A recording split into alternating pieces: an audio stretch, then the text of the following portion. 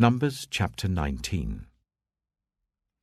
The Lord said to Moses and Aaron, "This is a requirement of the law that the Lord has commanded. Tell the Israelites to bring you a red heifer without defect or blemish, and that has never been under a yoke. Give it to Eleazar the priest. It is to be taken outside the camp and slaughtered in his presence. Then Eleazar the priest is to take some of its blood on his finger and sprinkle it 7 times towards the front of the tent of meeting. While he watches, the heifer is to be burned, its hide, flesh, blood, and intestines. The priest is to take some cedar wood, hyssop, and scarlet wool, and throw them onto the burning heifer.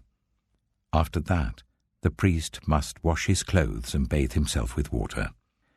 He may then come into the camp, but he will be ceremonially unclean till evening. The man who burns it must also wash his clothes and bathe with water, and he too will be unclean till evening. A man who is clean shall gather up the ashes of the heifer and put them in a ceremonially clean place outside the camp. They are to be kept by the Israelite community for use in the water of cleansing. It is for purification from sin. The man who gathers up the ashes of the heifer must also wash his clothes, and he too will be unclean till evening. This will be a lasting ordinance both for the Israelites and for the foreigners residing among them.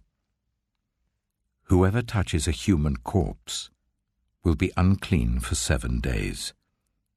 They must purify themselves with the water on the 3rd day and on the 7th day. Then they will be clean.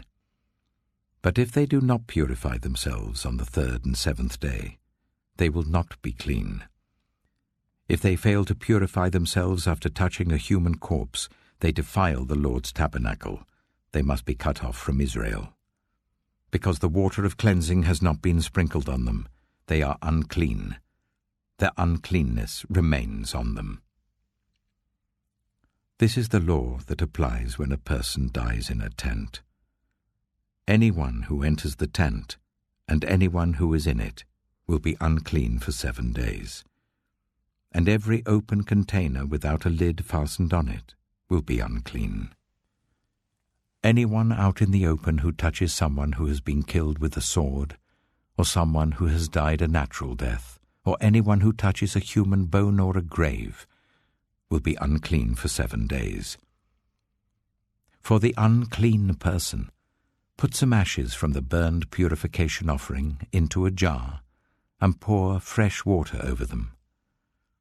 Then a man who is ceremonially clean is to take some hyssop, dip it in the water and sprinkle the tent and all the furnishings and the people who were there. He must also sprinkle anyone who has touched a human bone or a grave, or anyone who has been killed, or anyone who has died a natural death.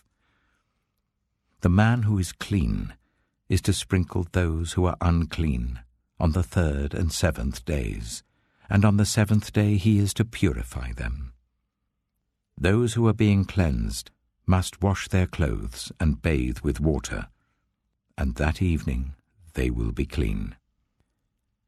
But if those who are unclean do not purify themselves, they must be cut off from the community, because they have defiled the sanctuary of the Lord. The water of cleansing has not been sprinkled on them, and they are unclean. This is a lasting ordinance for them. The man who sprinkles the water of cleansing must also wash his clothes, and anyone who touches the water of cleansing will be unclean till evening. Anything that an unclean person touches becomes unclean, and anyone who touches it becomes unclean till evening.